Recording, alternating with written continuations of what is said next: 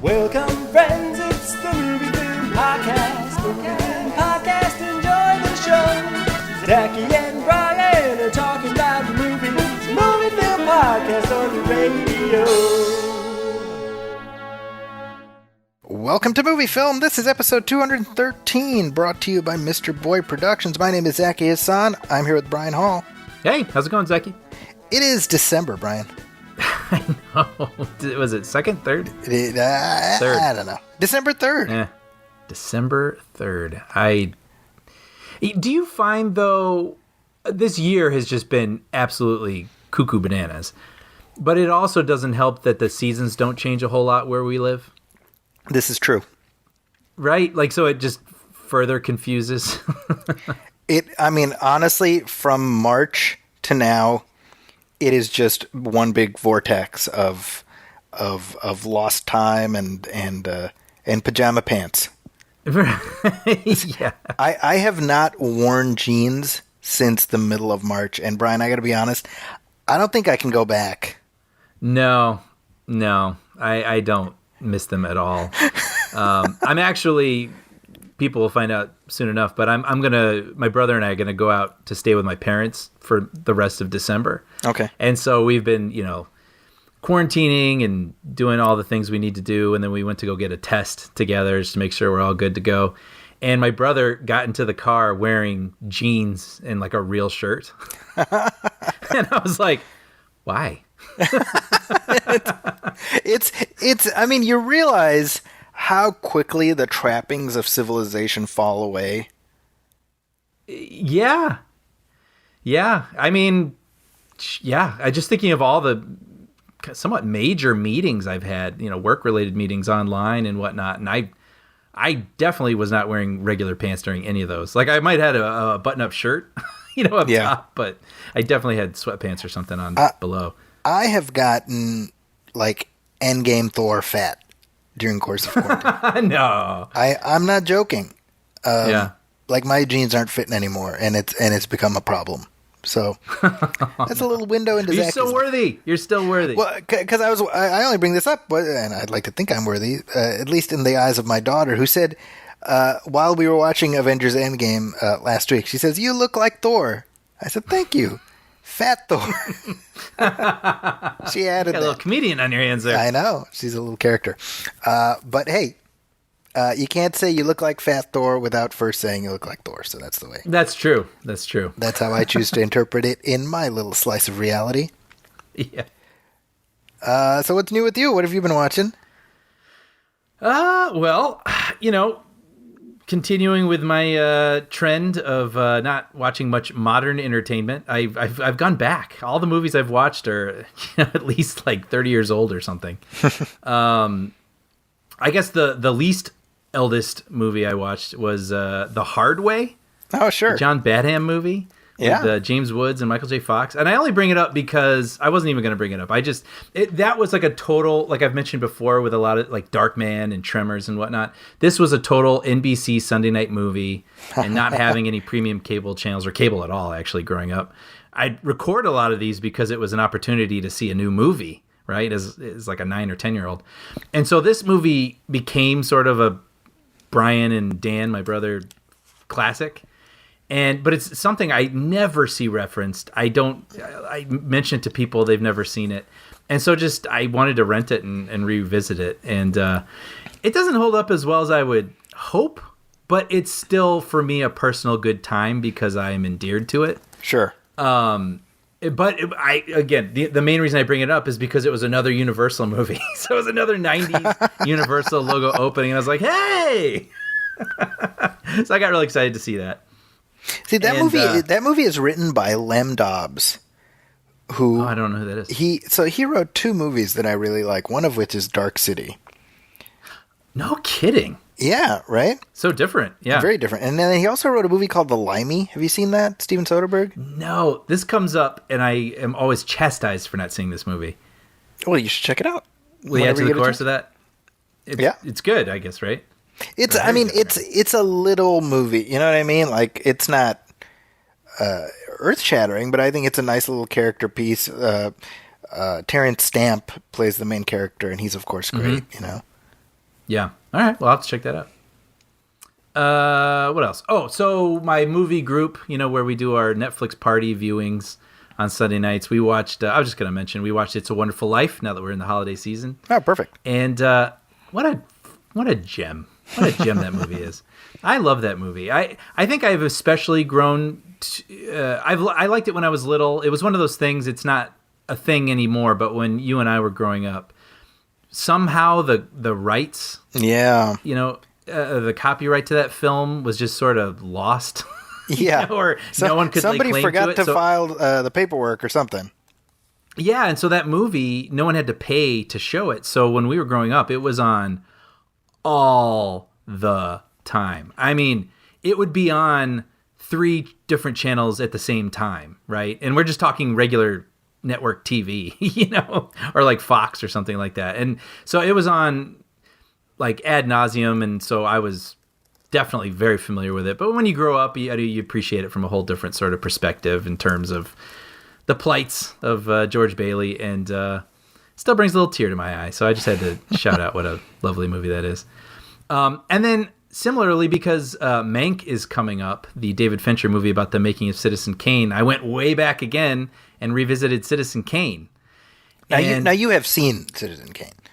I had seen it once. Okay. And I remembered liking it, and also being surprised at just how much The Simpsons has referenced it. Oh, right. Very much so. I couldn't believe how many things were in there that I knew from Simpsons episodes. I'm Charles Montgomery Burns. Yes, and then him destroying the Simpsons living room. And, I mean, even him, the whole Bobo episode, of course, is a whole entire riff on Citizen Kane. That's right. And then with his mother giving him up, handing him over, and of course, in that version, he's excited to leave. But right. in Citizen Kane, not so much.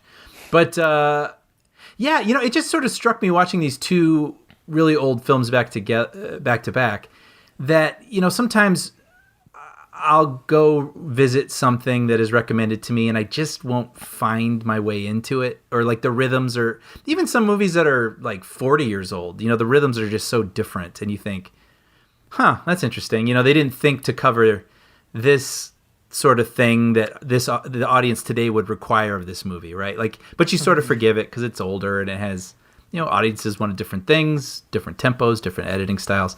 Yeah. But I was just amazed watching It's a Wonderful Life and Citizen Kane, as I both thought, wow, I mean, these really hold up to modern scrutiny, in my opinion. I mean, you may not be interested in the subject matter per se, but in terms of visually and in terms of pace, I thought I can understand why they're both classics still, and still talked about, and I think the biggest problem with Citizen Kane is that it is Citizen effing Kane, and any conversation with somebody who's never seen it inevitably has everything it is as a preamble. Yeah, sure. And so when you're like, oh, you got to watch this, it's considered the greatest movie ever made. Like, right. You know what I mean? Right. That's the problem. I think Citizen Kane holds up as a very solid movie, but I think the best way to introduce it to people who've never heard of it is just be like, hey, check out this flick and tell me what you think, I totally agree. I mean, I do think it deserves every accolade it still gets. Yes. Particularly in terms of visuals. Mm-hmm. It's incredible. Like, I mean, the whole thing, I'm sure most people listening to this know this already, but it pioneered so many visual styles and techniques that we still see in modern film language to this day, right? And when you look at it, it's not like you have to forgive a lot of it. I mean, it still looks really, really impressive, and the framing and the light, and I mean, it's just, I don't know. I mean, I'm sure I've said on here before, the reason I don't have a hard time rewatching movies a lot, whereas sometimes some people do, is I love looking at movies and thinking about the camera and thinking about the composition. And so this is just like candy, just staring at this movie for 2 hours. So and I mean, the acting's great. Frankly, the old age makeup is pretty incredible. I don't know what they had available to them at the time, but I'm just marveled at the way that they aged. Orson Welles ages himself. I mean, Orson Welles is, what is he, like 20 something in that movie? Yeah, he's like mid-20s. It's amazing. And he plays all over the spectrum of like being like in his 60s or older, and he completely sells it through his body posture, whatever sort of makeup they were using.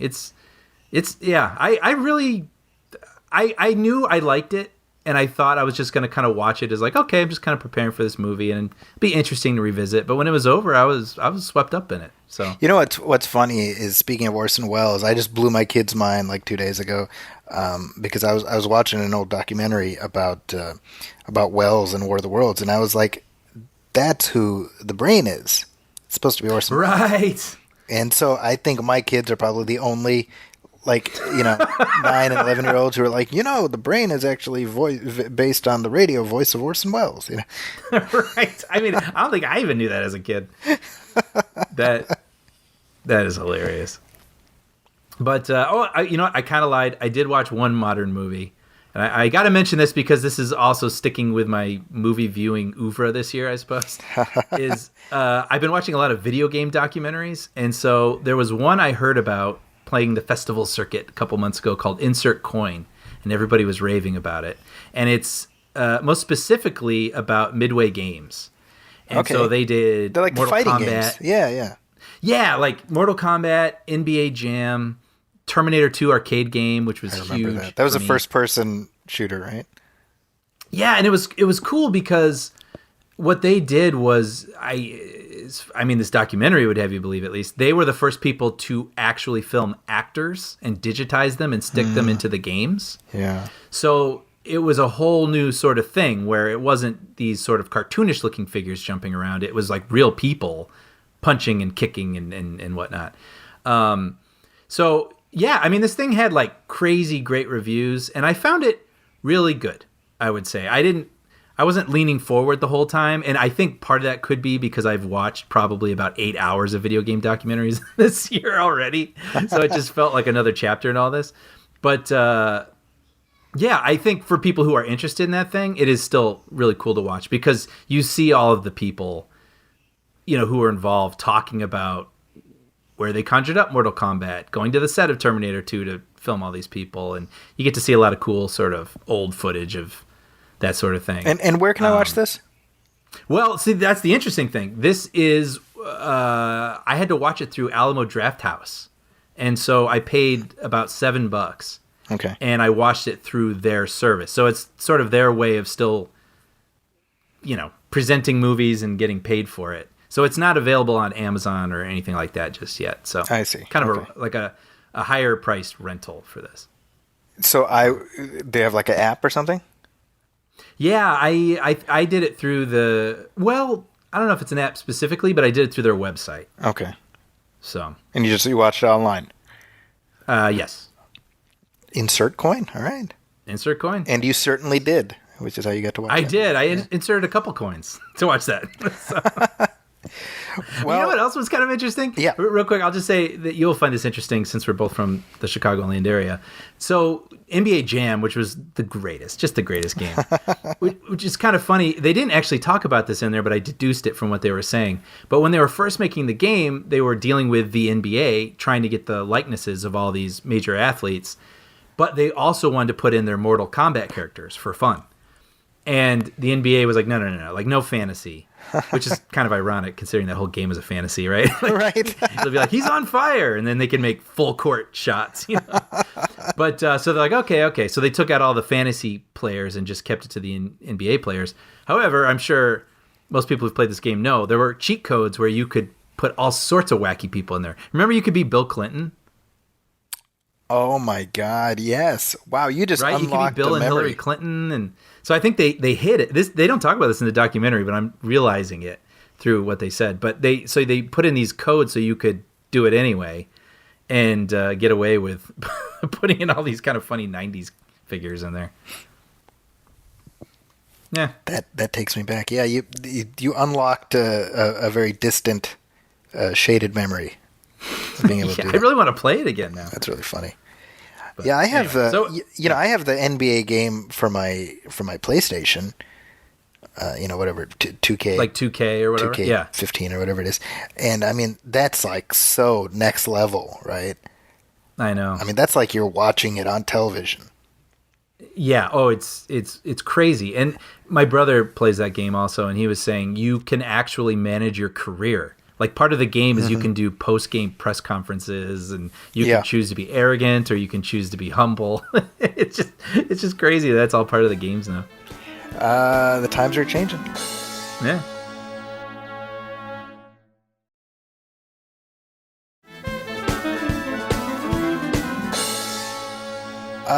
Well, here's some of the stuff I've seen. Actually, before we even get to the stuff I've seen, I just wanted to mention this because we just did our Planes, Trains, and Automobiles commentary track, and there were two bits of trivia that I wanted to point out. One, at the very beginning, as we were watching Steve Martin's boss, dither over, what to choose or whatever, and you were like, I don't know who this guy's what this guy's name is, and I was like, I know it. It's at the tip of my tongue, and the actor's name is William Wyndham.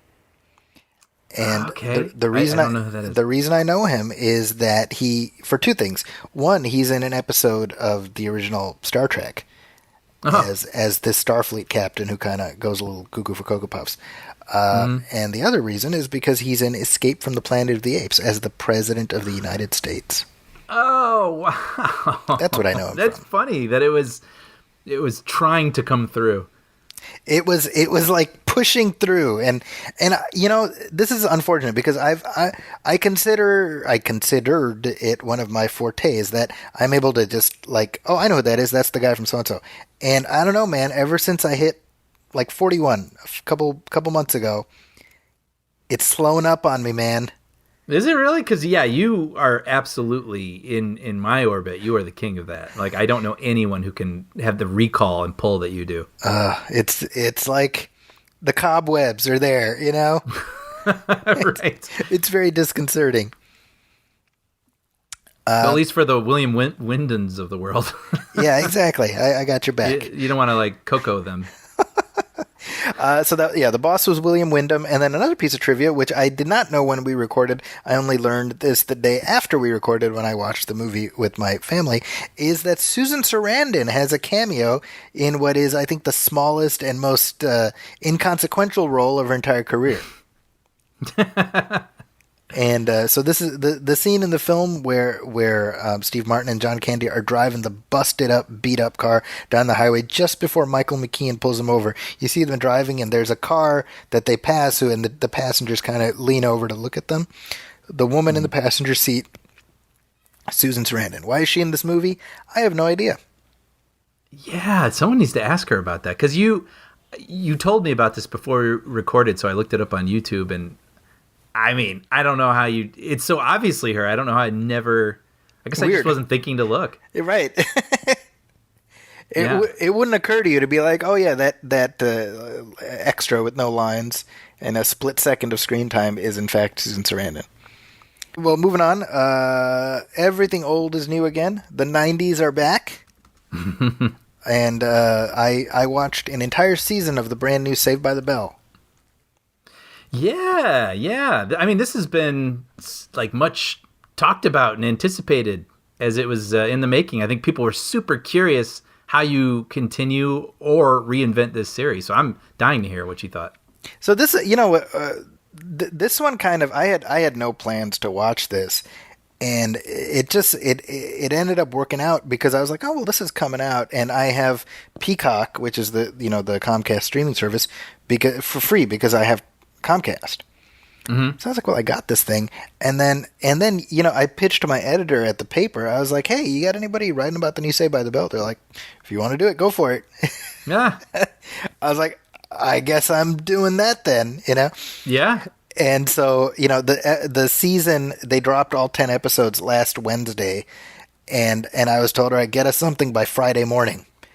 And I was like, no problem, without realizing that that's Thanksgiving. So, like, my Thanksgiving day was spent, like, watching Saved by the Bell episodes. Right. So this is a single-camera sequel to what was very much a multi-camera original show. Right. And, we talked about the trailer for this on our show, and I remember saying at the time, I was like, the tone. I was having a hard time with the tone because it felt somewhat dissonant. Like the original Saved by the Bell. I mean, it's not a very good show, and it felt, at least from the trailer, like the new show was treating the old show as like history, like, oh, that's like real life that happened to us in the past, Right. And it was weird to me because I was like, it's a very cheesy, not good show. I think that's an important thing to realize. Warm, fuzzy memories notwithstanding, the original Saved by the Bell is not a very good show. So I was surprised. Sorry, Brian. Some things need to be said. Yeah, Brian's like, what? Absolutely beloved. I loved it, but Yes. I can recognize in hindsight, that it is what it is. But yes, it's weird to see in that trailer where things are shot with intentional lighting. Yes. Something that looks like more like a TV show, remembering like their history as this wacky sort of Saturday morning thing. I remember. That's exactly right. So I was as surprised as anybody that I really enjoyed this. Man, that's something. Okay, so I mean, they stuck the landing. It looked like they were really aiming high for a weird concoction of all the above with that show. So I mean, I think what worked for me is that the show acknowledges sort of in universe that the original show was ridiculous. Right. Okay. So you've got the characters being like, yeah, like how come Casey Kasem was like always hanging around and emceeing like national dance competitions from the Max? That's kind of weird. Like, like you've got the characters saying that, Right. And one of the writers is actually the guy who created the Zach Morris's Trash. Yeah, I was just going to bring that up. Yeah. Like he's involved. And so I kind of like that Mark Paul Gosselaar who comes back, he wanted that perspective to inform how Zach is portrayed. Where he's kind of like, well, Zach Morris kind of is trash, Right. And I think that makes it much funnier where, the premise of the show is that he has somehow inexplicably become governor of California. And he hasn't done it by becoming like a better person. He's just the same old guy who kind of just conned his way in, Right. And on the one hand, you're like, well, that's ridiculous. On the other hand, you're like, well, maybe it's not that ridiculous. Yeah, no, I can see it. So his son is one of the students at Bayside, and I kind of like that his son is not the main character. He is one of the main characters, but it's actually about how Zach Morris as governor is solving a budget crisis by shutting down a bunch of schools in like the inner city. And so kids who are in impoverished areas are being shuttled to Bayside. And so what it's really about is kind of this culture clash situation. And the idea of privilege and I mean, there is an element of social commentary. I mean, it's not hitting you over the head, right? I mean, you even have like at one point, I think Zach Morris is like, yeah, back in my day, we would just like film a PSA with Brandon Tartikoff about drugs and we would solve problems, But then you bring in these people who aren't from Bayside. They're from quote unquote the real world. Yeah. They can come in and critique it. They're able to critique on our behalf. Right. They're able to be like, well, that doesn't make sense, Right. Are they the ones doing that? Are they the only ones doing that? Like, is everyone in Bayside in some sort of surreal bubble? To an extent, yeah. I mean, you've got you've got Jesse and Slater work at the school, right? So Slater is like the athletic director. Jesse's like a guidance counselor, and I also kind of like that the show fully acknowledges that Slater is kind of an idiot. Oh, really? And like Mario Lopez is totally on board with that. I kind of like that. Yeah. And yeah, I mean, there's a nice push and pull between the elements that worked from the original show and that that updates it in such a way that it's what I wrote in my review is that it honors our memories of the show. You know, there's the 8th episode, I think, is where Zach and Kelly actually come back to Bayside for like some function. So it's kind of like that's like the reunion episode, you know? Oh, sure. With like our people, you know? And what's funny is that John Michael Higgins, he plays the new principal. Mm-hmm. And basically he's kind of like I can us. picture that. Yeah, totally, right? Yeah. He's like us. He's like the us old people who grew up with the old show. Like, hey, all my friends are back, you know. And he's like a guy who went to high school with them. Funny. But none of them remember him. Oh, and so he's like, that sounds clever. it's very funny. So he's like, how do you guys are so selfish. How do you not remember? And then we like flash back and they show like clips from old episodes. Mm-hmm. And then you see like John Michael Higgins has been inserted like into the crowd scenes. It's really funny. Like a tricky tone, but it sounds like they nailed it. I really think they nailed it. I mean, I legitimately, because I watched it with my wife, I mean, we were laughing out loud at big chunks of it, you know? And I think, you know, it's funny. I was actually texting with Sean earlier this week because he saw it and he was like, man, this, you know, Zach's kid is kind of an asshole. Like, I have a hard time accepting that Zach's kid would end up like that. And I was telling him, I was like, I don't know. I mean, Zach Morris was like, you know, I'd be shocked if he turned out okay, you know? You know, you're the one who introduced me to those, the Zach Morris's trash, and it was illuminating. You know, plots that I've been like, yeah, I know that episode for decades. It was just seen in a new light. Yeah. It's hilarious. I mean, it is. I think honestly, because I don't think Zach's kid is like the villain. He's just like a self-involved guy who's like part of the ensemble. And I think in that sense, they give him a lot of funny stuff to do. Mm-hmm. And there's this one episode I was just telling you about it where like the kids are like something happens, I forget, but basically every kid's cell phone has been confiscated. Mm-hmm. And so, you know, what we see is without like access to their cell phones, they can't like, you know, pull up random information on you know, trivia or whatever. And you know, soon the school is just like a post-apocalyptic wasteland, you know? People don't know what to do, but so Zach's kid, Mac Morris, he has like a hidden cell phone, like a secret cell phone. So what he does is he uses that. He has that, and he's like, if anybody wants to use it, pay me like whatever, a quarter, and I'll let you use my phone. Sounds like something Zach would do, right? But what's funny is that you know, he basically he finds like this one closet. That's where he's staying, and if anybody wants to use the phone, there it is, and he draws like a picture of like a phone on the door so people know where to find him. And so one of the other kids, like, you know, like one of the like the you know, the new kids, you know, from the other school, she's like, so you're a payphone? He's like, I'm not a payphone. Right. Oh, that's good. Right? That's funny. So it's like a Zach scheme that sort of comes around and blows up in his face, you know?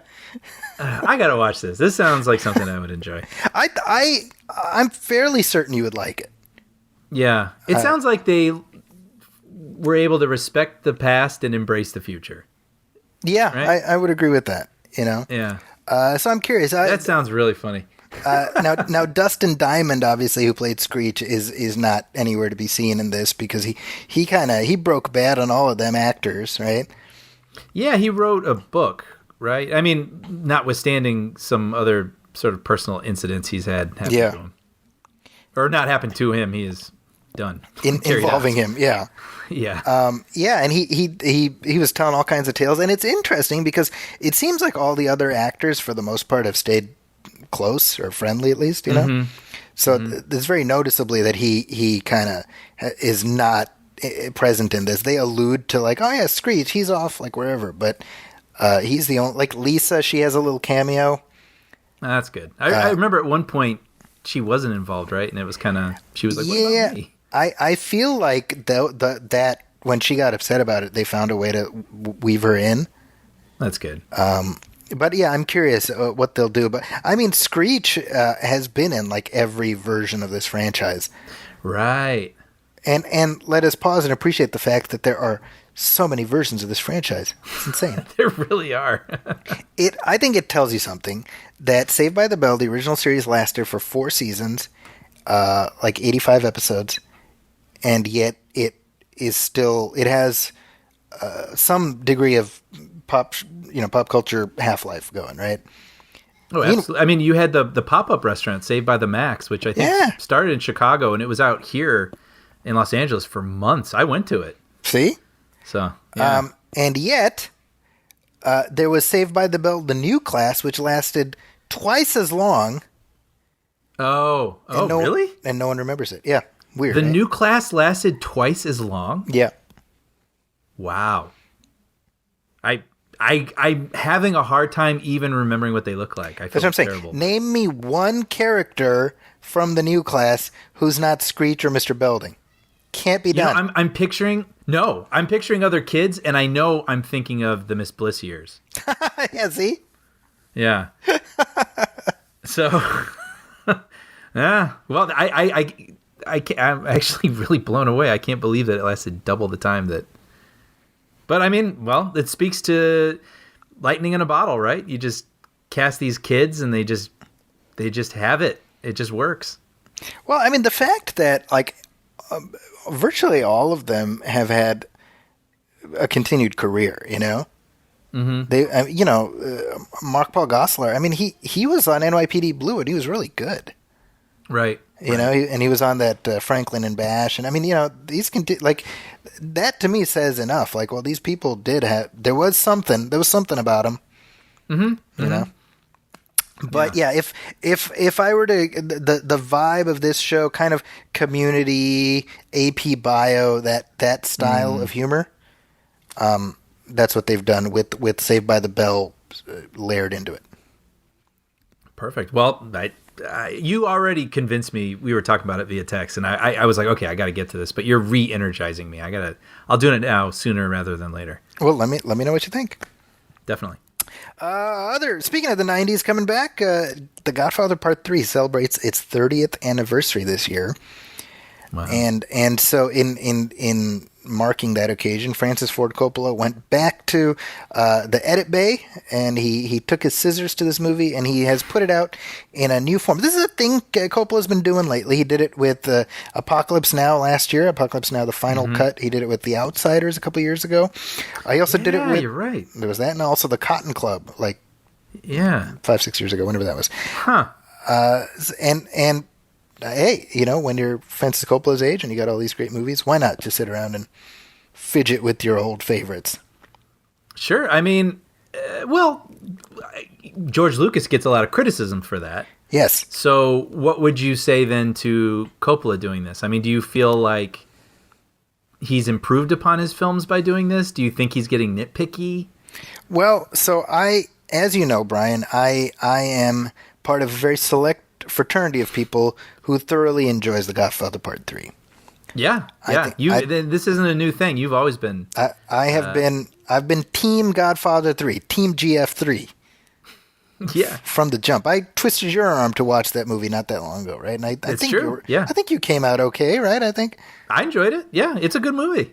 So when I heard that he was going back and he was recutting it and retitling it, by the way, he's rather than calling it The Godfather Part 3, which the title was forced on him by the studio, he's gone back to his original title, which is The Godfather Coda: The Death of Michael Corleone.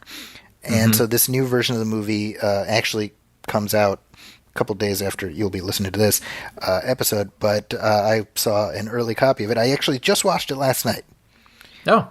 And Brian, what a disappointment. Are you serious? Wow. You know, and you're the perfect guy to talk about this with, because I'm sure a lot of film fans have seen it once, but you are a fan of it. You know this movie, so you can really tell us what the differences are and the impact those things would make. So, wow, what happened? So as I mentioned, I've been first time I saw The Godfather 3 was almost 20 years ago. I liked it then, and I like it still.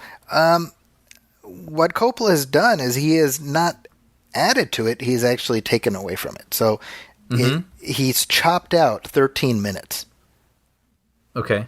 And mostly this is, snips, bits and pieces throughout. And what he's done is he has taken a piece from the middle of the movie where Michael Corleone is talking to this cardinal who he's making a deal with. And he's taken it from about 40 minutes into the movie where it occurs and placed it at the beginning. So that's where we start. So it mirrors, the opening scene of the first Godfather, right? Where you have the guy who comes to Don Corleone to ask a favor of him, right? Mm-hmm. The other thing Coppola has done is he has tweaked the ending of the movie. Okay. And in both instances, in my opinion, it weakens the film. Wow. The original version of the film, the way it starts is we come in on the Nevada Corleone compound, which is now abandoned, right? So this is the compound that we saw in The Godfather Part 2. And we hear Michael Corleone, his voiceover, he's writing a letter to his children saying, I'm being given this honor by the Catholic Church. I would like you, if you could come and tell your mother to come. And I think the way that sequence is set up, it does a much better job of really executing Coppola's intention, which is this is the epilogue. So to me, it's like, well, if you're trying to mirror the first movie, that makes it seem like this is meant to be viewed as part of that sequence as opposed to here's what happened later. Mm-hmm. Right? And because of the fact that there is such a big gap chronologically in story, I think that mirroring doesn't really play. Because the new intro scene doesn't really work as an intro scene for the movie, in my opinion. Mm-hmm. It works better where it was. And then there's little bits and pieces throughout, like, again, little pieces of performance that have been cut. Obviously, Sofia Coppola came under fire for her not great performance, right? I mean, she's not... Mm-hmm. It's not the worst thing I've ever seen, but she's not great, right? And I don't think there's much you can do about that.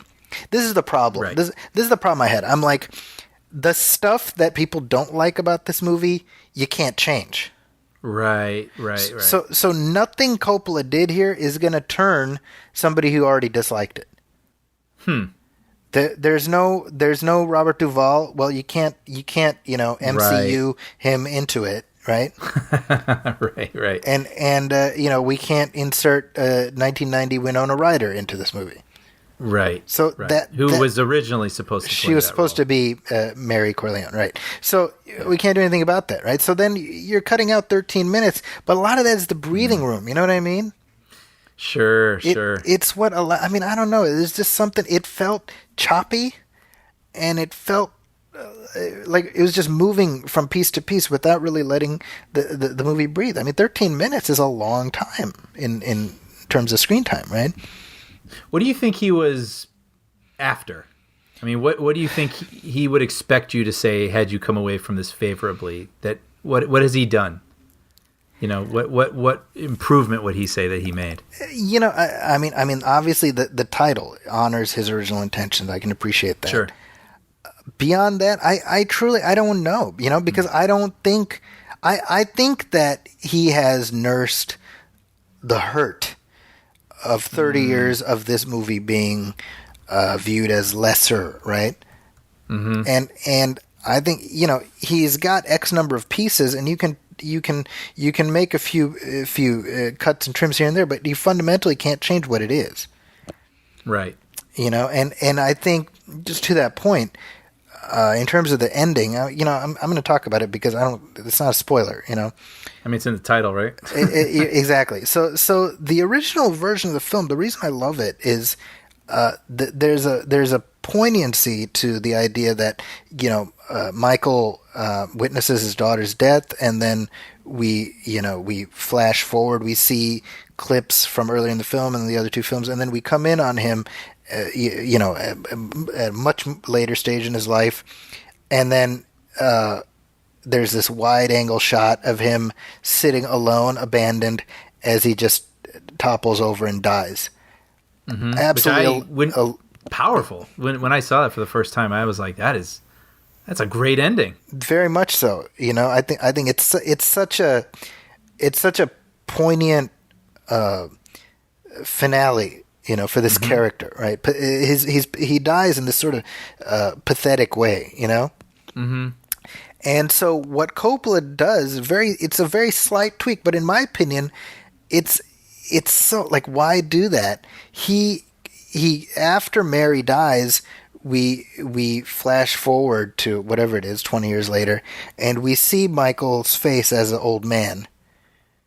And then we fade to black. That's it. Oh. So we lose the piece where we actually see him die. Right? And there's like a text thing that comes up, like, to say to long life, that's like a curse. Uh-huh. Right. In other words, the idea is like Michael Corleone died when his daughter died. Right. And it doesn't matter how long he lived, he actually died then, right? Right. So I can appreciate the intention, but I'm like, to me, that the final shot of this movie is what makes it beautiful, in my opinion. Mm-hmm. And you took that out. Yeah, that was one of my main memories of that film. It really made an impression on me. Yeah. So I'm shocked. Huh. To me, honestly, Brian, it was utterly ill-conceived, because I'm kind of like, you will change nobody's mind with this movie. Sure. Everyone who has hated this movie for 30 years is still going to hate it. Yeah. Because it is still fundamentally the same movie, but you've cut all these little bits and pieces that, to me, made it memorable, Mm-hmm. So, we were talking about filmmakers going back and fidgeting with their stuff, and just like George Lucas, sometimes at some point it's got to be pencils down. Yeah, well, I was just thinking, how many cuts has he done of Apocalypse Now, right? Like, one almost felt, I wouldn't call it reactionary, but he was like, yeah, but it could have been like this. And then he put out a version that was, like an hour longer or something. Mm-hmm. And then he pulled back on it. Yeah. And it was like, no, it's actually this. So it makes me wonder if this, being his first stab at it, this was sort of a reactionary response, like you say, like, he's heard so much criticism that he's like, well, blah, blah, blah, blah, blah, and he makes up, these big changes. Yeah. And then maybe with a little more time, he'll be like, well, actually, Godfather 3 final cut. Right. I wouldn't be surprised. I think him giving it the original title I think that was smart, because that was always his intention. And I almost wish that would have been his sole, like, change, they remaster it in 4K and mess with the sound mix, whatever, but leave the movie as is, but here's the intended title. Right. It's weird to me, because I'm somebody who has defended Godfather 3. I wrote a thing for the paper exactly a year ago, talking about how much I love Godfather 3. Yeah. Right. And now I got to write another thing for the paper, being like, but not this. I wrote that piece like, you have to look at it through Coppola's perspective and you'll appreciate it. Now I got to be like, so don't look at it through Coppola's perspective. Right. Don't look at it too much through Coppola's perspective. Yeah. What's kind of interesting though is you write up, for the Bay Area. He lives in the Bay Area. Yeah. He might read your thoughts and be like, you know what? By gum, he's right. I'm worried he's going to show up at my house and be like, say it to my face, asshole. It would be kind of cool to get a shiner from Francis Ford Coppola. It's like, hey, what happened to your eye? Let me tell you the story. This is a good one. So kind of, to me, honestly, the takeaway, I have several takeaways. I think, there's Peter Jackson said this on the set of Lord of the Rings, and I don't think it originated with him, but obviously the hell that they went through making those films. He would say, pain is temporary, film is forever. Right.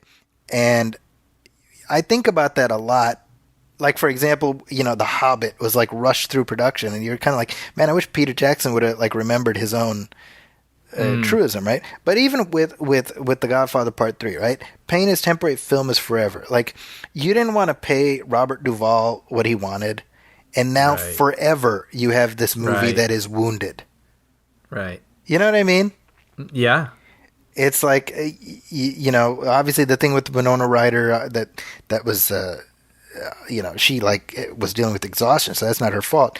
But you were in such a rush that there was no time to cast somebody else. So let's get Port Sophia Coppola, who's never acted before, and roll the dice on that. Well, now forever, there's this issue that this movie has. Yeah, it's I hear a lot of stories like that with production, right, where they're just racing for a release date, and they're just all these corners cut and decisions that they didn't really want to make that they go with anyway because they just feel that they have to. But I think, well, then you can make something that people forget, or you can make something that plays every year and everyone sits down and can't turn the channel. Wouldn't you much rather? Isn't it more worth it to make the thing everybody's going to celebrate for years to come? But that's the thing, Yeah. And one thing you realize, you just don't know. Yeah. Right? Yeah. Because we've talked about The Fugitive and what an absolute mess that was while they were making it. Yeah. And it turns out to be one of the greatest movies ever made. Francis Coppola himself, I saw this great interview with him from like a year or so ago. In fact, it was him. He was talking about Apocalypse Now, but he was talking about the hell that he went through making The Godfather, the hell that he went through making Apocalypse Now, which you've seen Hearts of Darkness, right? Yes. Right. That's chronicled. He was going slowly insane making this movie, right? Now, both those movies ended up turning out well. And this is him talking about it retrospectively. He's like, I wonder what it would have been like if somebody back then would have been able to say to me, both these movies are going to turn out fine. They're going to be 40 years later, people are still going to be talking about them, Right. Would that have allowed him to ease up a little bit? Right. But then he says, but if I had known that, would they have turned out the way they did? Right. Sure. Right? Right. So you can understand his perspective in 1990 being like, well, we went through some shit with those other ones and they turned out fine, so let's just power through. Right. And yet here we are 30 years later, and Godfather 3 is a wounded film. Right. And I think cutting out 13 minutes, that's it's like needless injuries. Sure. Sure. It wasn't worth the effort. In my opinion, I'm actually very curious what other people think, but I'm coming at it as a fan of the movie that we have. So that's my perspective. So to everyone listening, take whatever that is into account. I'll have to do a rewatch of all those. It's been a while. Yeah, I'm about due to. I watched the first one multiple times a year, but I haven't seen the second one in a while. I'm about due to go back. Yeah, that's the one I've seen. Well, I guess Godfather 3 notwithstanding, I've seen one far more times than I have two. Yeah.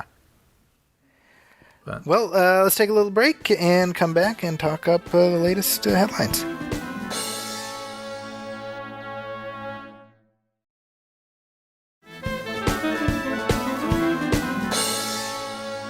And we are back. Well, here are some perspectives that will no longer be heard, Brian. Quibi is officially dead. So, meaning that we reported on this, right? We knew it was coming to a close, but now Quibi, the app, is actually no longer operable on your phone. So if you pull it up, it'll just come up with some sort of error, much like the movie ticket apps that I have. For some stupid reason, I don't even know why, I haven't deleted them off my phone. And so I clicked on it the other day, and it just is like, what? No, can't operate. If you try to access Quibi, it'll be like trying to get onto your old GeoCities homepage.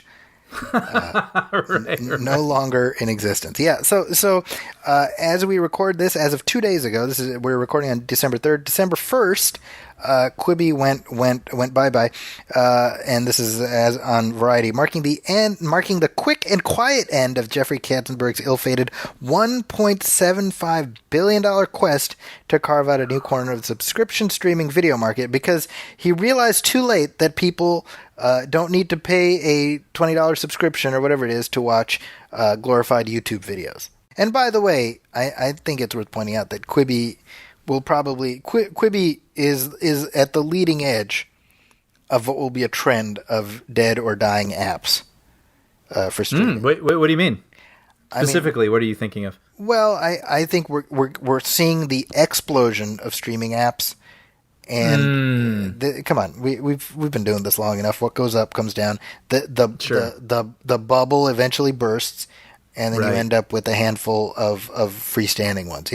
I'm very curious where the streaming, what the landscape is 5 years from now. Yeah, I mean, especially with what we're seeing now in this pandemic, right? Where it almost feels, filmmakers should be glad that this sort of streaming universe had been set up already to exist, so there is a platform to make these movies available to all of us. Mm-hmm. I think Sony is like the only studio that really doesn't have a premium streaming service. But every other studio has their own. There's Paramount Plus, there's HBO Max, Peacock is Comcast and Universal, and obviously there's Disney Plus. And I think Sony, they're the only ones who don't, right? I think that's right.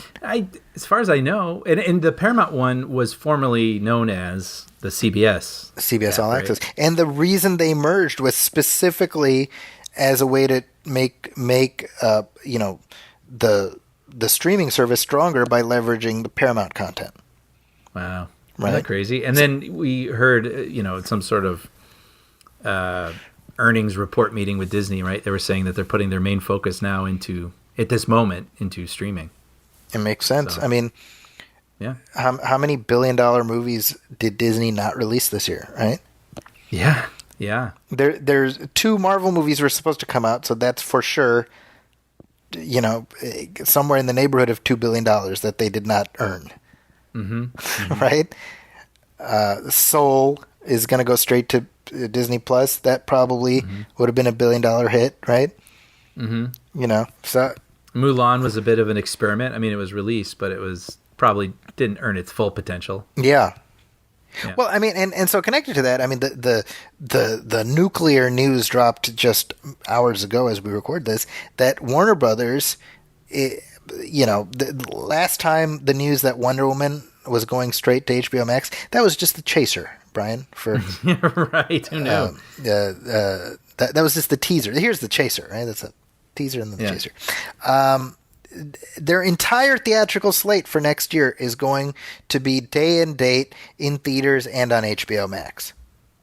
I mean, that's wild. Right? I mean, it's not like one major film. I mean, it's all of it. It's Space Jam 2 and Matrix 4 and Godzilla, King Kong, Mortal Kombat. Like everything that they were going to put out next year is coming to HBO Max. But it does come with the caveat that it's only going to be there exclusively for 1 month, right? Yes. And then it will continue with theatrical. So I guess they come out theatrical and HBO at the same time on HBO for 1 month. And then it'll go back to sort of the normal. It'll probably be available on all streamers in like 2 or 3 months. So, last time we were talking about how the release of Wonder Woman feels like the death knell of traditional theatrical. Little do we know. Yeah, this feels like digging up the corpse and shooting it through the head. Right? And I say this because first of all, I think that idea of a 1 month exclusive window on HBO Max and then it goes away, I think that's actually smart because it makes it more of an event. Mm-hmm. Yeah. Yes. Right? And you can't sleep on this. Yeah, that's right. Because here's the thing with Netflix, it goes up there, and then you're like, I'm going to add that to my queue, and then like 5 years later, it's still in your queue. Yeah. What I've learned about Netflix is the way to ensure I will never watch a movie is to add it to my queue. Really? That's me. If I put it in that queue, it will sit there forever. I know that. So what will get you to watch the Netflix thing? Is it there's so much conversation about it, you feel like it stays at the front of your mind? I'm trying to think. Honestly, if it is a Netflix movie, I will probably not watch it. That's me. Okay. With rare exceptions. Sure. Like I watched Trial of Chicago 7. Like even Irishman, I got around to it. Right. Way later. So and I'll tell you something else. This is just me, like my position as a critic. Netflix is really hardcore about sending you shit in the mail. Sure. Like here's swag sort of stuff. Swag, and it's like friggin' unwieldy, useless swag. Oh, I feel like you showed me some sort of hardcover, beautiful, like Irishman book or something you got. Yes. Right? But it's like, yeah, it's heavy. Like, yes. Where's this going to go? Yeah. The Irishman, and then the year before, Roma. I got one for Marriage Story. I mean, this Irishman book, I mean, it's a big old hardcover thing. You drop it on your foot, you will break your foot. What am I supposed to do with this? You know? Yeah. So I realize my privileged position as I sit here, like, I'm tired of all the free swag, Netflix. Come on. Right. But seriously, that type of thing really annoys me and it makes me not want to watch. But anyway, HBO being like, it's here for a month. You want it? Subscribe. Yeah. That's kind of smart. I hadn't thought about that. And let's be real. Wonder Woman, okay, so that's one way. There's going to be that's a 4-quadrant movie if ever there was one. But then you got Godzilla versus Kong. Hell yeah, I'm going to watch that. You got the Sopranos prequel. I know a lot of people who want to watch that. Right? Dune, you know? Yeah. And the thing is, yes, this is 2021, but you're not going to be able to unring the bell once people get used to this idea. I know. Right? And I'll tell you something else. I guarantee you, staring across the cafeteria at HBO Max is the Peacock folks who are looking at all them Universal movies that are just sitting in a drawer right now. Right. Like Fast and Furious and Jurassic World and right? If this pans out to the tune of giving HBO Max a boost, I think all bets are off. See, it's really weird because this is quite the commitment too. They are not just saying their first quarter or half a year. They've committed the whole year. Yep. 2021 will all be available in your living room. So obviously you wonder what information they're working off of that they feel this way, right? So it doesn't feel like I can get too excited about returning to my neighborhood theater anytime soon. But at the same time, a lot of these movies they're going to lose money. Wonder Woman is going to lose money. Mm-hmm. I have to imagine Matrix 4 is going to lose money. So at some point, once theaters are more widely available, I mean, can you still make a Matrix 4 and support it on a format like this? Or those movies, you need a theater to continue to have those types of movies? Yeah. I don't know. I mean, we've talked about this before where we think, theaters might become kind of like vinyl. Yeah. Where it becomes, sort of, I don't want to say niche, but like some people prefer it and it's available if you want it. Yeah, I don't think movie theaters are ever going to go away. I don't think so either. I just have to point this out to you. This is really funny, and it's not going to translate on audio, but somebody tweeted live look at Christopher Nolan right now, and it's a gif of Chris Farley in that SNL coffee commercial. When he's told, like, oh, we just switched out your... You know what I'm talking about? Yeah. Your regular coffee with this new brand of coffee. He's like, what? Just looking at this. It kind of is Christopher Nolan. I think, like I think, I don't think traditional movie theaters will ever go away. I think if you are your big chains, your AMC, your Cinemark, whatever, you're sweating bullets right now. Yeah. But if you're making Wonder Woman 3, and it really does, theaters are a bit more viable or accessible. I mean, do you still do this? Or do you say, no, Wonder Woman 3, this thing costs like $300 million. You're coming to a theater for this. We have to recoup this. I mean, the other question, right? I mean, see, something like Wonder Woman, the investment makes a little sense. Yeah. Because it's a title you'll be able to cash out on forever. Right. So you're going to have the home media. You're going to have the merchandising. You're going to, so that longitudinally, you're going to be making money off of that. Right. So even if you spend $250 million... I see, yeah. You're going to make that. But what this is going to affect is big budget, like not non-pre-sold properties, which we're already hurting. Mm-hmm. Right. So I think superhero movies are probably safe. Right. You know, the MCU's not going anywhere, Right. but others like Dune. Oh, geez, were you kidding me? In my Yeah. opinion, you know what? To me, Brian, this virtually guarantees that there is no sequel to Dune. Which sucks because this is not all of Dune. This is half of Dune. Yeah. And I'm happy to be wrong. If somebody wants to come back in 3 years, be like, "Hey, look at this asshole! Here's the trailer to, Dune 2, whatever." Hey, that's great. Yeah. If I were to guess, I don't think it's going to happen. Ugh. Right? Yeah. Godzilla versus Kong. Let's look at the budget of that movie. Right.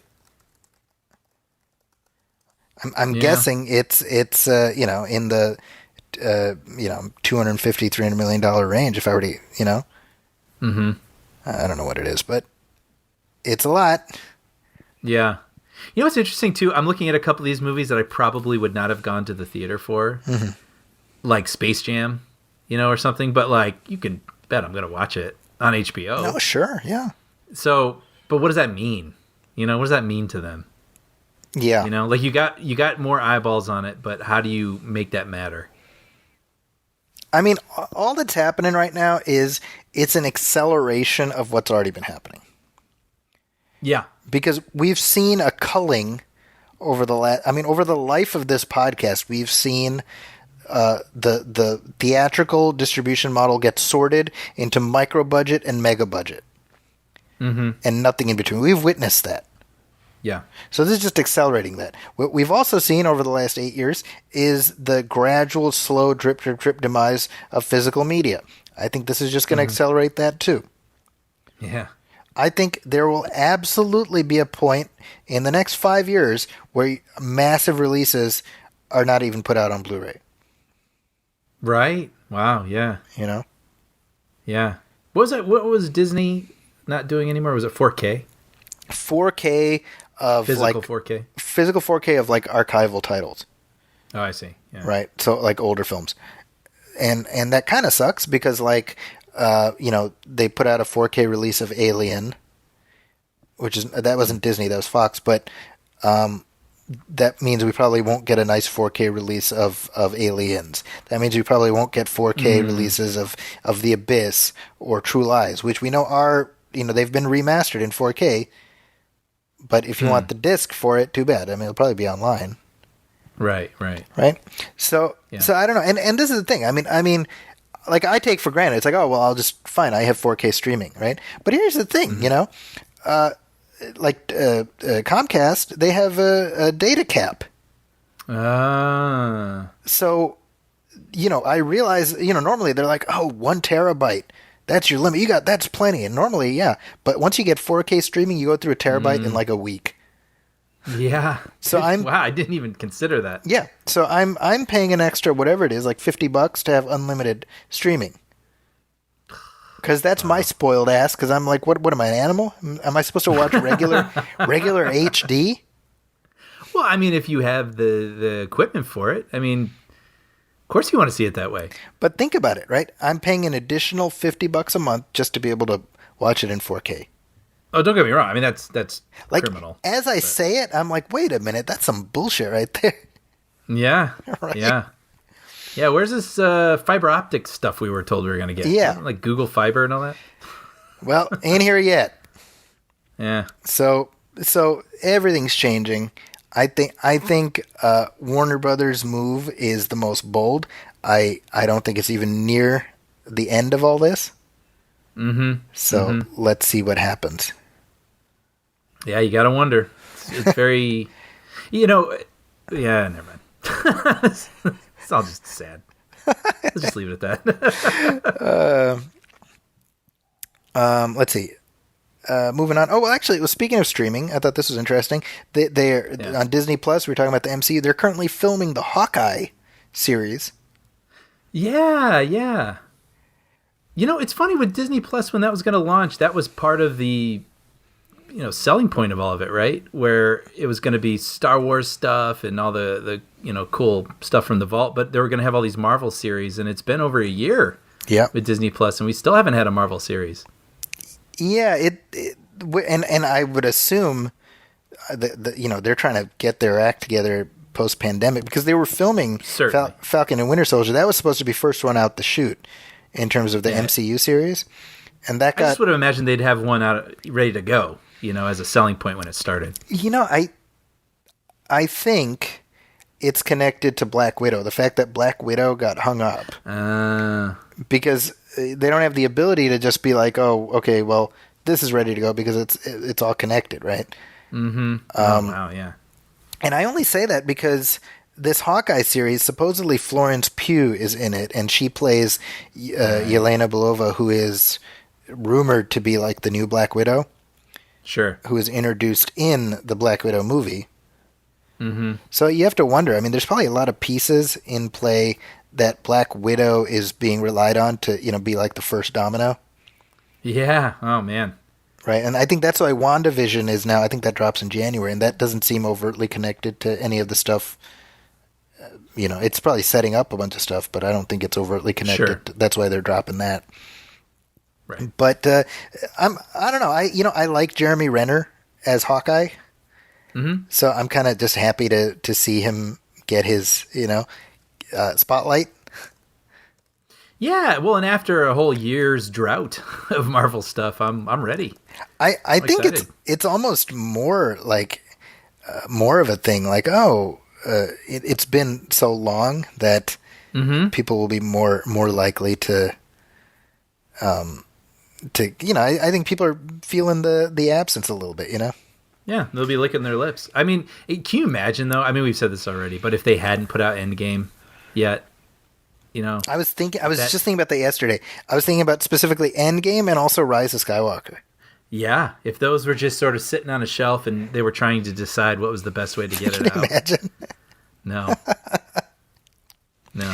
I mean, obviously there are bigger things, but I will say that it was really cool to be able to see, especially Endgame, with a crowd. With a crowd. That's how you want to see that go out, Yeah.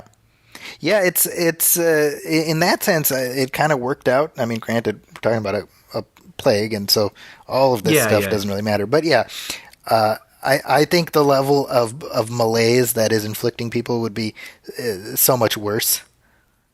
If we're like waiting for these movies, I just want to watch Avengers, Right. So this new Hawkeye series, it also co-stars Haley Steinfeld as Kate Bishop, who is in the comic books. She is like the next Hawkeye. Oh, okay. So it seems like Marvel is full on in the legacy business right now. Mm-hmm. Yeah. Handing off one character to the next. You've got obviously with the next Thor movie, we got Natalie Portman taking over.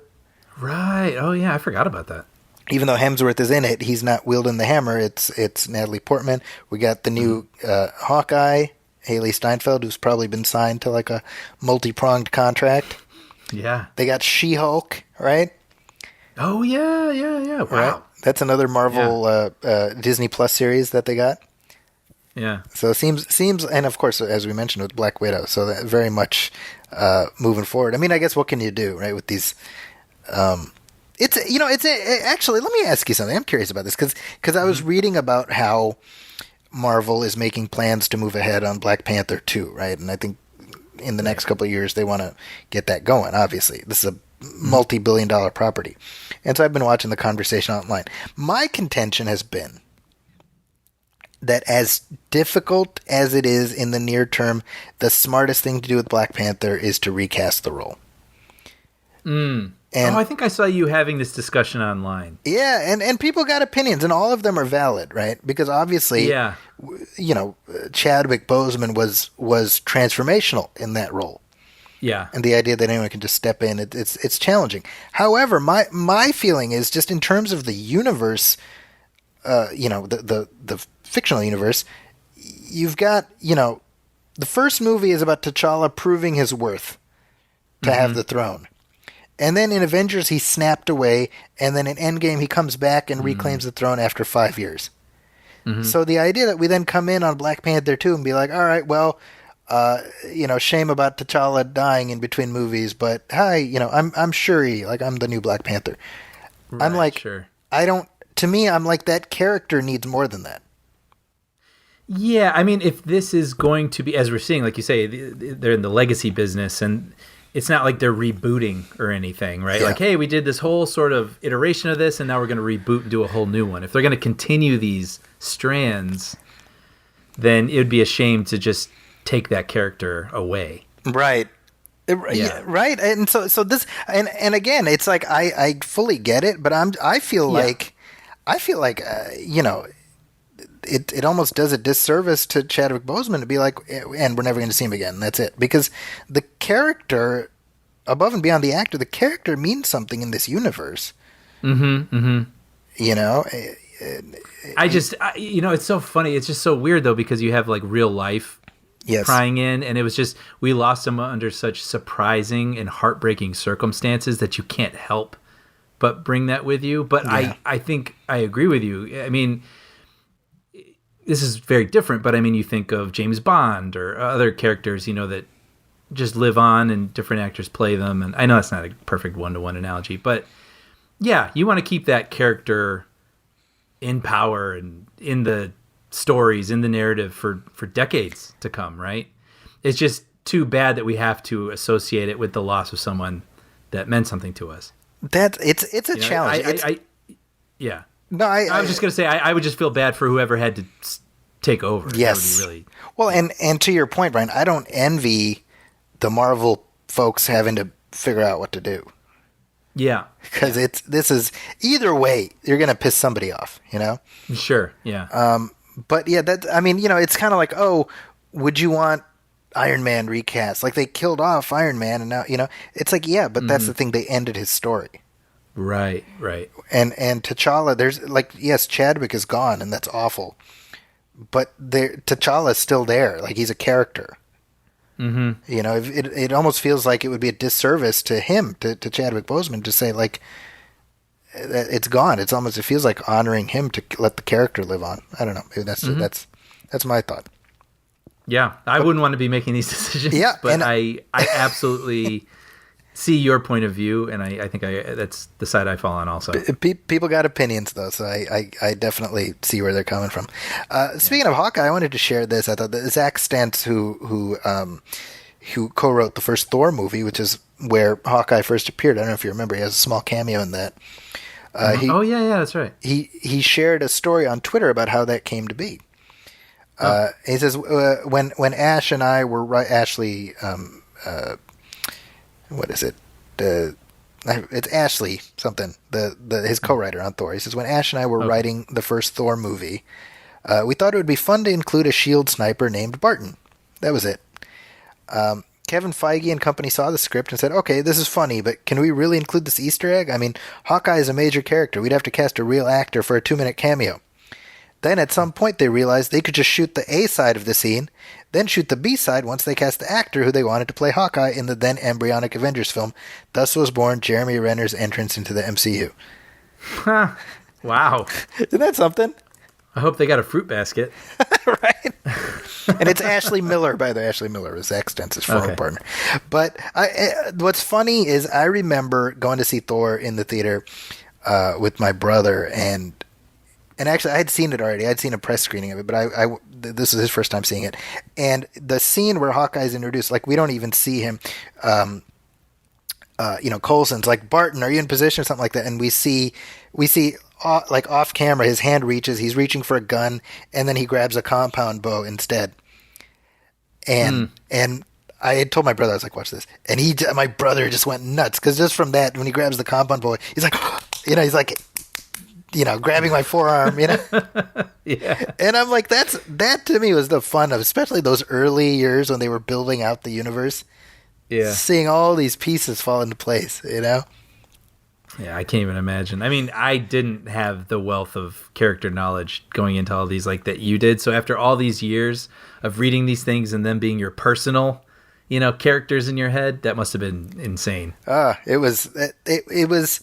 That's what I say. Like, this is all this stuff. Honestly, the fact that people still find a way to complain about right. Just it's like everything. Like, I'm like, you don't understand the golden age of just nerd glory that you're being bathed in right now. Right. I've said this before. I said this in our Batman Forever. Bruce Wayne said Metropolis, and I had a boner that just, for weeks, I was walking around with. Right. I had to see a doctor, Yeah, and then you told him what it was, and he's like, "Oh no!" And then he had the same problem, and then you both had to go find another doctor. It was. That's a true story, folks. We were talking about Warner Brothers earlier. Here's a thing that I thought was interesting. Johnny Depp is now out of the Fantastic Beasts franchise. Right. Johnny Depp has not been having a great couple of years, unfortunately. Yeah, I really don't know enough about this story to have any sort of opinion on it. I just know it's this whole sort of messy thing between him and Amber Heard, and I'm like, well, that's just unfortunate for everybody all around. Honestly, I'm seeing like Team Amber, Team Johnny, and everything I read about these two people and their relationship, I'm like, honestly, I think both of y'all are just bad for each other. Yeah. You clearly bring out the worst. Like I'm not coming out on anyone's side, but I'm like, both of you need to just stop, Right. So obviously Johnny Depp he's had kind of a steep drop. Right? He was sort of the Robert Downey Jr. of like 15 years ago, right? Yes. And where he just owned a role, and he was the guy. I mean, the actor. You cast Johnny Depp in a movie, and it was a license to print money. Yeah. That's Johnny Depp circa like 2005. Yeah. Come 15 years later, none of his movies really performed. Even The Last Pirates just kind of did okay. And then this, being tagged as a spousal abuser, obviously that's not going to do particularly well for your PR. So Warner Brothers had him under a multi-picture contract for the Fantastic Beasts series, where he plays Grindelwald, the villain of the thing, right? And so they asked him to quit. Okay. They asked for his resignation. They asked him to turn in his sidearm, his wand and trench coat. Exactly. And his weird, fright wig, Billy Idol looking thing. Right. And so that's out. But competing with that there's now a petition online for Amber Heard to be fired from Aquaman 2. Right.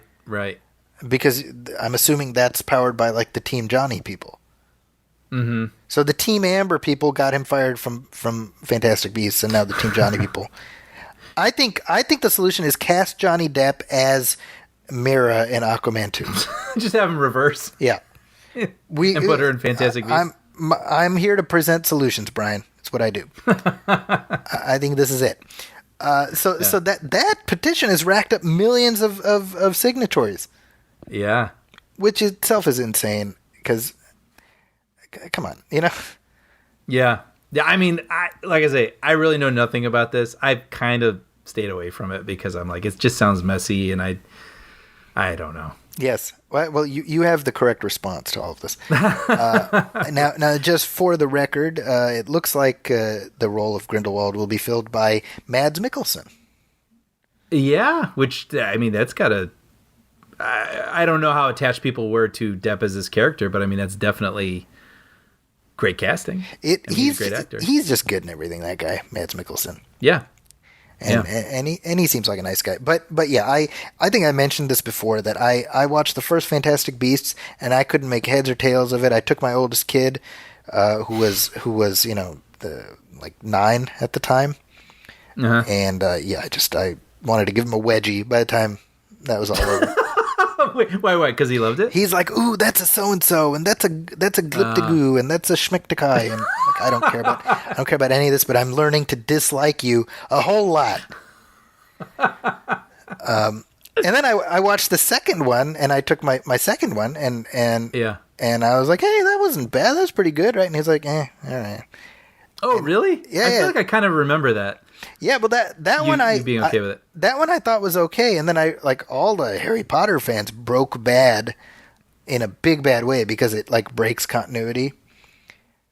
and Okay. and like all the J.K. Rowling, like suddenly people are anti J.K. Right. And they're like, she doesn't understand like the world she created. I'm like, oh, you people, because you and I, we've been down this road with Star Wars already, right? Yeah. Right. We've seen this. The creator doesn't understand the creation. We've been down this road. So I was like, all right, well, I just thought it was fun, but I was wrong on that. So there we go. So Fantastic Beasts 3 is scheduled for July 14th, 2022 release, but hey, it might show up on HBO Max. You just don't know. Yeah. The way things are going, with Mads Mikkelsen playing Grindelwald. So there you go, Brian. I know you were wondering. Yeah. And now I know. Now you know. Let's take a short break. We'll come back, talk some Star Wars news.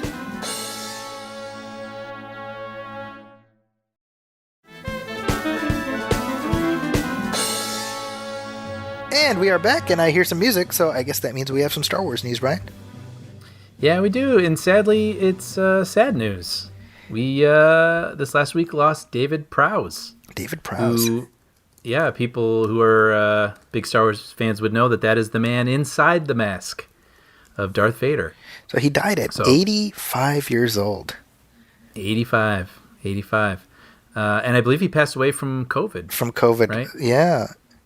Yeah, he'd been treated for cancer in the past. But, just really sad. And he's an interesting guy, right? Like, I mean, he was a bodybuilder for a while. He had been in several other movies. He was, I guess, most notably next would be A Clockwork Orange. That's right. And he was approached by George Lucas, who saw him at A Clockwork Orange and said, I could use you for one of two parts. You either play like a giant man bear or you're the villain. And I guess Prowse, paraphrasing, was like, well, no question, the villain. So, obviously James Earl Jones is just the soul of that character, right? But at the same time, I mean, there's a real physicality to Darth Vader. When you watch him walk into rooms in that towering presence, I mean, you've got to give it up to Prowse. I mean, he contributed a lot to the Darth Vader we know and love and fear, right? Yeah. So, yeah, it's bad loss. Well, and another actually thing worth mentioning is he also trained Christopher Reeve for Superman. Oh, yeah, like his trainer, physical trainer. He got him in shape for Superman. Wow. So another little asterisk in history, and he had a very combative relationship with Lucasfilm. I think partly because he understandably took pride in the fact that was him inside one of the most iconic suits ever made. Mm-hmm. And so, whenever he would sign autographs, he would say David Prowse is Darth Vader. Right. And I think some of the Lucasfilm folks, I would assume George Lucas probably took umbrage at, the fact that, well, the suit is Darth Vader and the voice is Darth Vader and anyone can wear the suit. That was probably, if not outright, that was probably their feeling on the matter. Sure. And by the end of his life, I mean, he had been barred. He wasn't allowed to attend any official Star Wars events. Yeah, and did that come from his sort of bad-mouthing Lucas, or was that... I know there was some sort of incident, right, where he was interviewed, and they believed that he leaked the revelation of The Empire Strikes Back in a newspaper, but I feel like that somehow got debunked or something. I don't know that story very well. I mean, at the very least, that was something that happened, 20... Yeah. I mean, that was like 80 something, right? So, right. But in July of 2010, he was banned. So this is when it was still Lucasfilm, and he was banned from any official events, and he had just burnt too many bridges. And I think part of that is because, I mean, this is the thing, right? Like all of these behind the mask actors, I mean, they have made a very lucrative sidelight out of going to conventions, right? Whether you're Anthony Daniels or Jeremy Bullock, Kenny Baker, et cetera, et cetera. So obviously, he's the guy, David Prowse. He's the guy who was behind, again, the most iconic mask in Star Wars. And he probably felt that was worth more than Lucasfilm thought it was worth. Mm-hmm.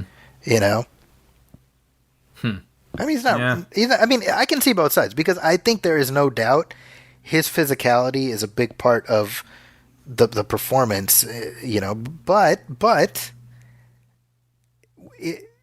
if you lose James Earl Jones's voice and put somebody else's voice, sure.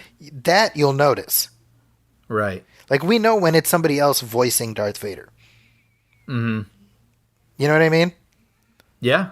Yeah. Whereas, I mean, David Prowse is not the only guy who's played Darth Vader in Lucasfilm Productions. Sure. There was the guy in Rogue One. Hayden Christensen was in Revenge of the Sith. Mm-hmm. I mean, in the suit, and whoever, I mean, I go to conventions, sometimes I see the guy who was Darth Vader in the video games. Oh, really? Yeah. Oh, funny. So I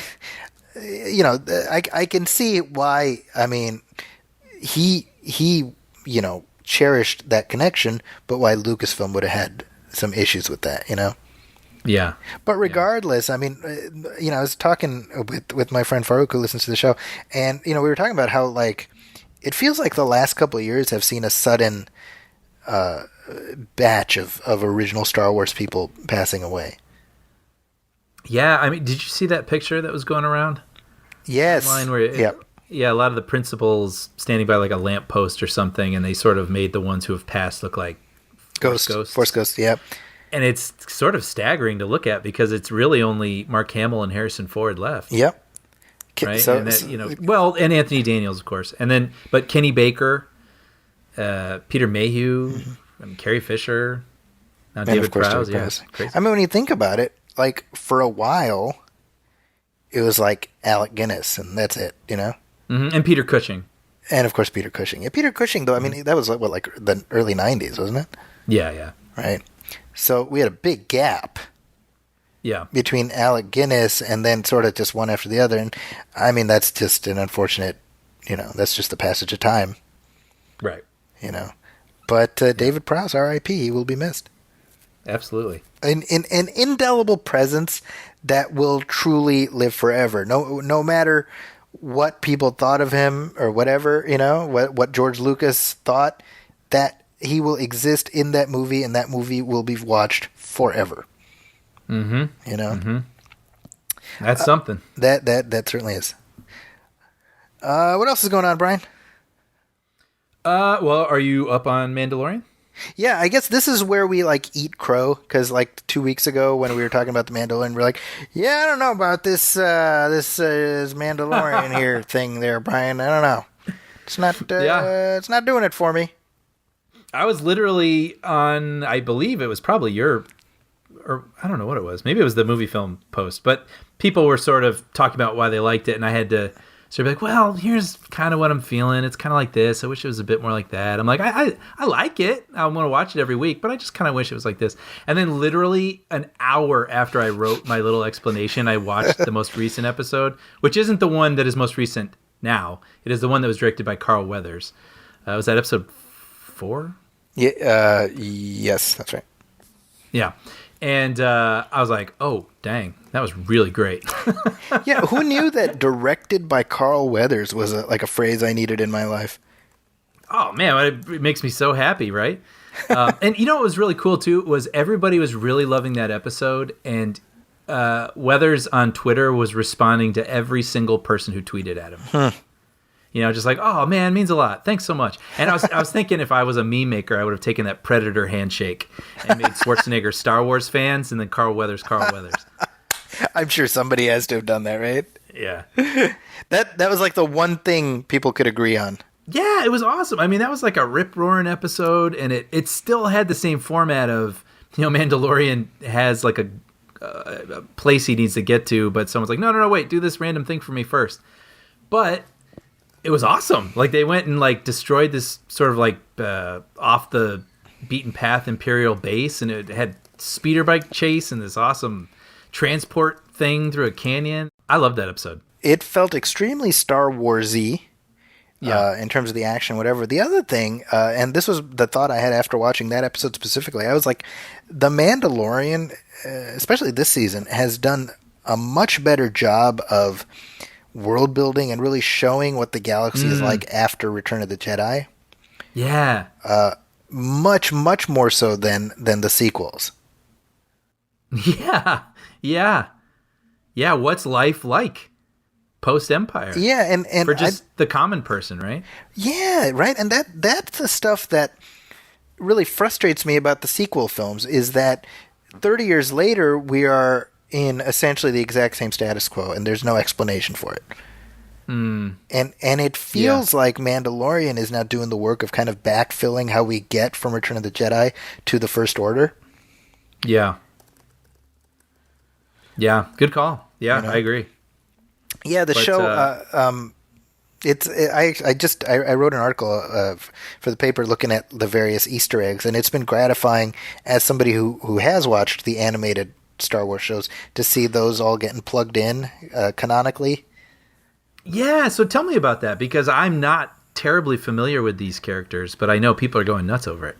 Well, I think we talked about it before. The character Bo-Katan is played by Katie Sackhoff, who voiced her in Clone Wars and Rebels, and so she's a Mandalorian who's not like a cultist. I think that's the interesting thing about all this is the Mandalorians that we've seen in the series are like, no, my oath is I can never take off this helmet. And having watched the cartoons, I was like, well, that they didn't used to be like that. Like, what happened? Oh, interesting. And so the show actually explains like, oh, well, that's just one faction of really the really hardcore Mandos, Right. And that's interesting. And then, of course, this past week we saw Ahsoka Tano for the first time. And I'll tell you, for me, honestly, I was watching it with my kids, and my daughter is sitting in my lap, and she says, Ahsoka! Aww, because she knows Ahsoka awesome. from the Clone Wars.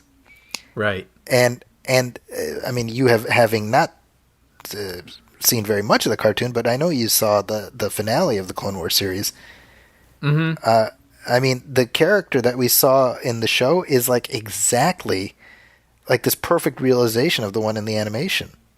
Really? Oh, that's amazing. Yeah.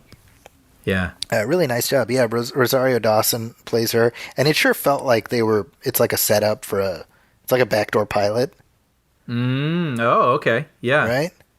Yeah, or even put her in the films now. Yeah, I mean, I'm wondering because they name drop Grand Admiral Thrawn.